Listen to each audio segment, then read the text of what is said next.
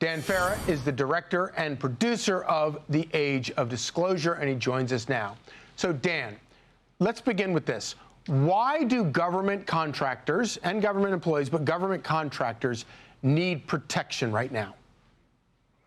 So, just to take a step back, following the release of the film, The Age of Disclosure, the president issued an historic directive in February instructing federal agencies to identify and declassify evidence of non-human intelligent life and UAP.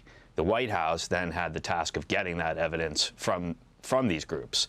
And in that process, they learned that a lot of the most valuable evidence and information is in the possession of private defense contractors.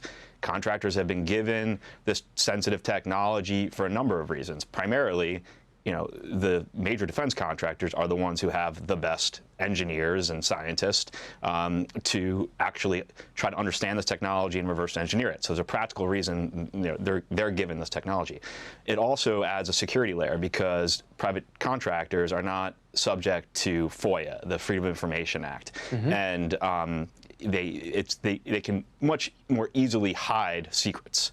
The problem is that's backfired, and that now the defense contractors are they have a great deal of power in this situation. They're holding most of the cards. They have the evidence, and our elected leaders don't have access to it.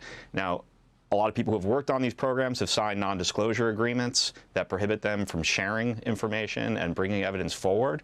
And so the White House has realized this and started a process where Congressman Burleson, Congresswoman Luna, and Congressman Burchett, members of the Committee to Declassify Federal Secrets, they've been empowered to identify whistleblowers who have credible firsthand information or evidence that they can provide to the White House, and they've been empowered to bring those people on a case-by-case basis to the White House, and the White House will consider waiving their non-disclosure agreements or providing immunity to allow them a path to legally speak.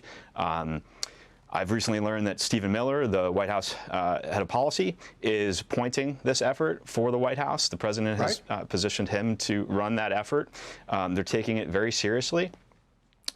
In addition to that process, there's also Senator Rounds and Senator Schumer have co-sponsored a bipartisan piece of legislation called the UAP Disclosure Act that will also, if signed into law, provide Congress with a legal path forward for disclosure and a way to address this dilemma.